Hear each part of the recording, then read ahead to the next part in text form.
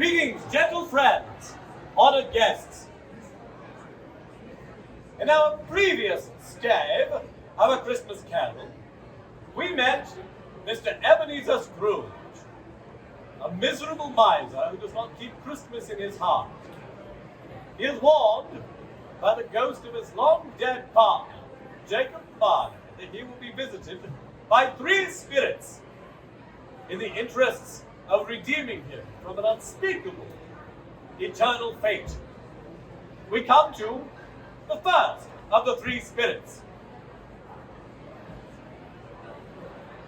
When Scrooge awoke, it was so dark that looking out of bed, he could scarcely distinguish the transparent window from the opaque walls of his chamber, until suddenly the church clock told a deep, dull, hollow, melancholy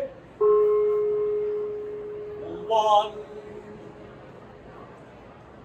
Lights flashed up on the instant, and the curtains of the bed were drawn aside by a strange figure, like a child, yet not so like a child as an old man, viewed through some supernatural medium, which gave him the appearance of having receded from view and being diminished to a child's proportions.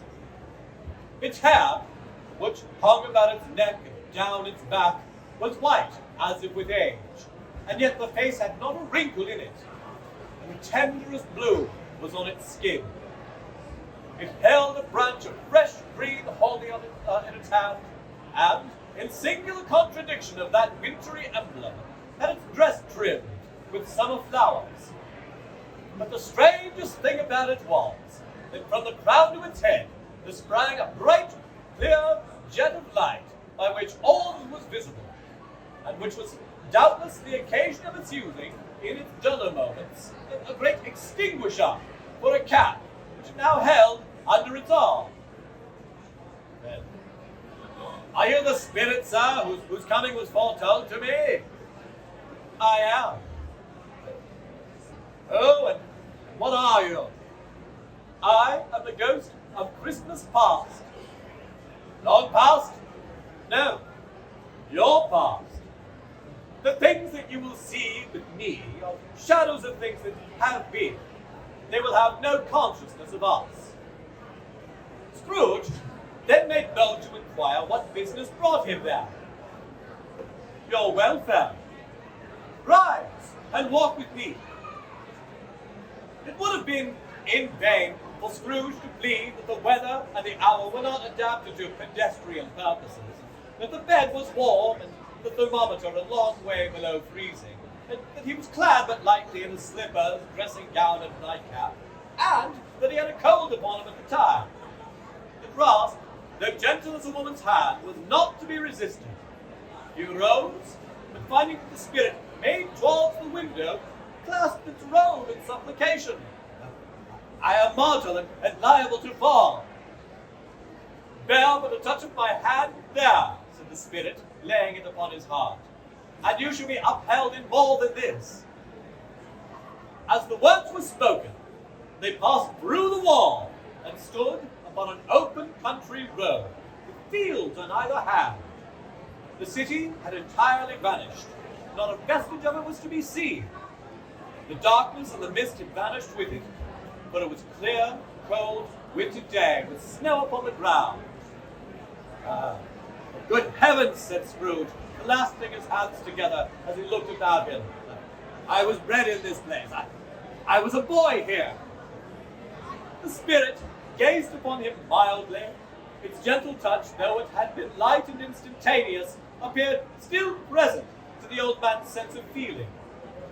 He was conscious of 1,000 odors floating in the air, each one connected with 1,000 thoughts, hopes, and joys, and cares long, long forgotten.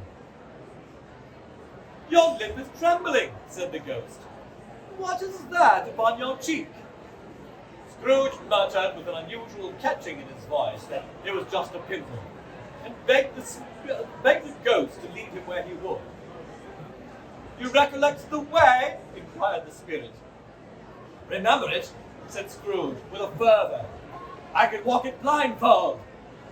"Strange to have forgotten it for so many years." Let us go on. They walked along the road, Scrooge recognizing every gate and post and tree, until a little market town appeared in the distance with its bridge, its church, and winding river. Some shaggy ponies were now seen trotting towards them with boys upon their backs, who called to other boys in country gigs and carts driven by farmers. All these boys were in great spirits and shouted to each other until the broad fields were so full of merry music that the crisp air laughed to hear it. These are but shadows of things that have been, said the ghost. They have no consciousness of us. The jocund travellers came on, and as they came, Scrooge knew and named them every one. Why was he so rejoiced beyond all bounds to see them? Why did his cold eye glisten and his heart leap up as they went past? Why was he filled with gladness when he heard them give each other Merry Christmas as they parted at crossroads and byways for their various homes? What was Merry Christmas to Scrooge? What good it had always done him? What good had it ever done him? Out upon Merry Christmas! The school is not quite deserted, said the ghost. A solitary child, neglected by his friends, is left there still. Scrooge said that he knew it, and he saw. They left the high road by a well-remembered lane and soon approached a mansion of dull red brick with a little weathercock-surmounted cupola on the roof with a bell hanging in it. It was a large house, but one of broken fortunes, for the spacious offices were little used, their walls were damp and mossy, their windows broken and their gates decayed, nor was it more retentive of its ancient state within. For entering the dreary hall and glancing through the open doors of many rooms, they found them poorly furnished, cold, and vast. They went, the ghost and Scrooge, across the hall to the door in the back of the house. It opened before them and disclosed a long, bare, melancholy room made barer still by lines of plain deal forms and desks. At one of these, a lonely boy was reading near a feeble fire, and Scrooge sat down upon a form and wept to see his poor, forgotten self as he used to be. The spirit touched him on the arm and pointed to his younger self intent upon his reading, when suddenly a man in full red garments, wonderfully real and distinct to look at, stood outside the window with an axe stuck in his belt and leading an ass laden with wood by the bridle. "Oh, why, it's Ali Baba!" Scrooge exclaimed in ecstasy. "It's dear old honest Ali Baba. Yes, I know. One Christmas time when yonder solitary child was left here all alone, he did come for the first time. Just like that, a poor boy." "And Valentine," said Scrooge. And his wild brother Orson, there they go. And what's his name? It was put down in his drawers at the gates of Damascus. Don't you see him? Oh, and the Sultan's groom, turned upside down by the genie. There he is upon his head. Serves him right. I'm glad of it. What business had he to be married to the princess?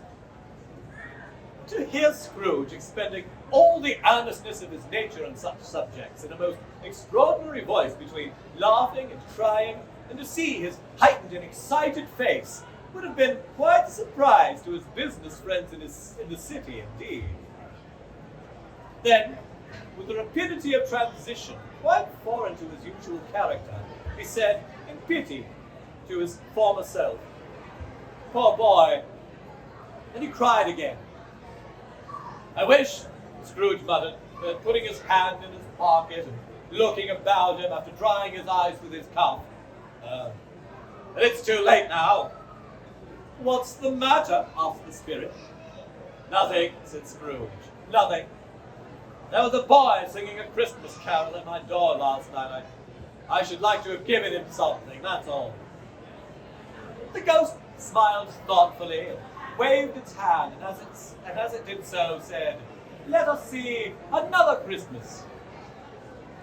Scrooge's former self grew larger at the words, and the room became a little darker and more dirty. And there he was, alone again, when all the other boys had gone home for the jolly holidays. He was not reading now. but walking up and down despairingly. Scrooge looked at the ghost and, with a mournful shaking of his head, glanced anxiously towards the door. It opened, and a little girl, much younger than the boy, came darting in, and, putting her arms around his neck and often kissing him, addressed him as her dear, dear brother. "I've come to bring you home, dear brother," said the child, clapping her tiny hands and bending down to laugh. "To bring you home, home, home." "Home, little fan," returned the boy. "Yes," said the child, brimful of glee. "Home for good and all, home for ever and ever. Father is so much kinder than he used to be, that home's like heaven. He spoke so gently to me one dear night when I was going to bed, that I was not afraid to ask him once more if you might come home. And he said, yes, you should. He sent me in a coach to bring you, and you're to be a man," said the child, opening her eyes, "and never to come back here. But first, we're to be together all Christmas long and have the merriest time in all the world." "You're quite a woman, little fan," exclaimed the boy. She clapped her hands and laughed, and tried to touch his head, and being too little, laughed again and stood tiptoe to embrace him. Then she began to drag him in her childish glee and eagerness towards the door, and he, nothing loath to go, accompanied her. "Always a delicate creature whom a breath might have withered," said the ghost, "but she had a large heart." "So she had," cried Scrooge. "You're right, I'll not gainsay its spirit, God forbid." "She died a woman," said the ghost, "and had, as I think, children." "One child," Scrooge muttered. "True," said the ghost, "your nephew." Scrooge seemed uneasy in his mind and answered briefly, "Yes." Although they had but at that moment just left the school behind them, they were now in the busy thoroughfares of a city. It was made plain enough by the dressing of the shops that here too it was Christmas time. The ghost stopped at a certain warehouse door and asked Scrooge if he knew it. "Know it? I was apprenticed here." They went in, the sight of an old gentleman in a Welsh wig sitting behind such a high desk that if he had been 2 inches taller, he must have knocked his head against the ceiling. Scrooge cried in great excitement, "What? It's old Fezziwig! Bless his heart, it's Fezziwig alive again!" Old Fezziwig laid down his pen, looked up at the clock, which pointed to the hour of 7. He rubbed his hands, adjusted his capacious waistcoat, and laughed all over himself, from his shoes to his organ of benevolence, and called out in a comfortable, oily, rich, fat, jovial voice, "Yo-ho there, Ebenezer, Dick!" A living and moving picture of Scrooge's former self, a young man, came briskly in, accompanied by his fellow apprentice. "Dick Wilkins, to be sure," said Scrooge to the ghost. "My old fellow apprentice, bless me, yes, there he is. He was very much attached to me, he was. Poor Dick, dear, dear." "Yo-ho, my boys," said Fezziwig. "No more work tonight. Christmas Eve, Dick. Christmas, Ebenezer. Let's have the shutters up before a man can say, 'Jack Robinson.' Clear away, my lads, and let's have lots of room here." Clear away? There was nothing they wouldn't have cleared away, or couldn't have cleared away, with those Fezziwig looking on. It was done in a minute. Every movable was packed off as if it were dismissed from public life for evermore. The floor was swept in water, the lamps were trimmed, fuel was heaped upon the fire, and the warehouse was as snug and warm and dry and bright a ballroom as you would desire to see upon a winter's night. In came the fiddler with a music book and went up to the lofty desk and made an orchestra of it and tuned like 50 stomach aches. In came Mrs. Fezziwig, one vast, substantial smile. In came the 3 Miss Fezziwigs, beaming and lovable. In came the 6 young followers whose hearts they broke. In came all the young men and women employed in the business. In came the housemaid with her cousin the baker. In came the cook with her brother's particular friend the milkman. In they all came, one after another. some shyly, some boldly, some gracefully, some awkwardly, some pushing, some pulling in the old keg. All one after another, anyhow and everyhow. And away they all went, 20 couples at once, hands half round and back again, the other way, down the middle and up again, round and round in various stages of affectionate grouping. Old top couple always turning up in the wrong place, new top couple starting off again as soon as they got there, all top couples at last, and not a bottom one to help them. When this result was brought about, old Fezziwig, clapping his hands to stop the dance, cried out, "Well done!" And the fiddler plunged his hot face into a pot of porter especially provided for that purpose. There were more dances, and there were forfeits and more dances, and there was cake, and there was negus, and there was a great piece of cold roast, and there was a great piece of cold boiled, and there were mince pies and plenty of beer. But the great effect of the evening came after the roast and boiled, when the fiddler struck up Sir Roger de Coverley. Then old Fezziwig stood out to dance with Mrs. Fezziwig. Top couple too, with a good stiff piece of work cut out for them. 3 or 4 and 20 pairs of partners, people who were not to be trifled with, people who would dance and had no notion of walking. But if they had been twice as many, 4 times, old Fezziwig would have been a match for them all. And so would Mrs. Fezziwig. As to her, she was worthy to be his partner in every sense of the term. A positive light appeared to issue from Fezziwig's calves. They shone in every part of the dance. You couldn't have predicted at any given time what would become of them next.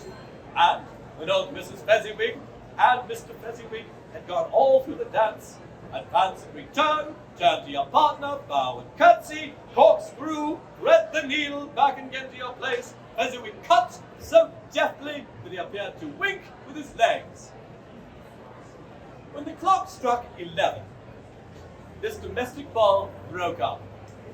Mr. and Mrs. Fezziwig took their stations, one on either side of the door, and, shaking hands with every person individually, as he or she went out, wished him or her a Merry Christmas. When everybody had retired but the 2 apprentices, they did the same to them, and thus the cheerful voices died away, and the lads were left to their beds, which were under a counter in the back shop. "A small matter," said the ghost, "to make these silly people so full of gratitude. He has spent but a few pounds of your mortal money, 3 or 4 perhaps. Is that so much that he deserves this praise?" "It isn't that," said Scrooge, heated by the remark, and speaking unconsciously like his former and not his later self. It isn't that, Spirit. He has the power to render us happy or unhappy, to make our service light or burdensome, a pleasure or a toil. Say that his power lies in words and looks and things so slight and insignificant that it is impossible to add them up.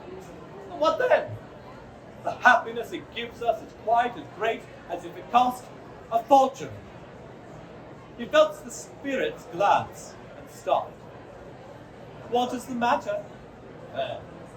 "Nothing particular." "Something, I think." No. I should like to be able to say a word to my clerk just now, that's all." "My time grows short," observed the Spirit. "Quick!" And this was not addressed to Scrooge or to anyone whom he could flee, but it produced an immediate effect, for again he saw himself. He was older now, a man in the prime of life. He was not alone, but sat by the side of a fair young girl in a black dress, in whose eyes there were tears. "It matters little," she said softly to Scrooge's former self. "To you, very little. Another idol has displaced me, and if it can comfort you in time to come, as I would have tried to do, I have no just cause to grieve."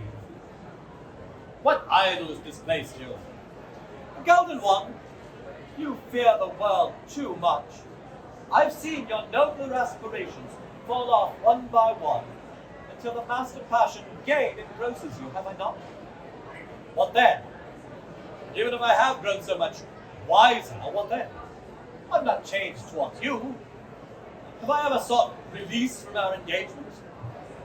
In words, no, never. In what then?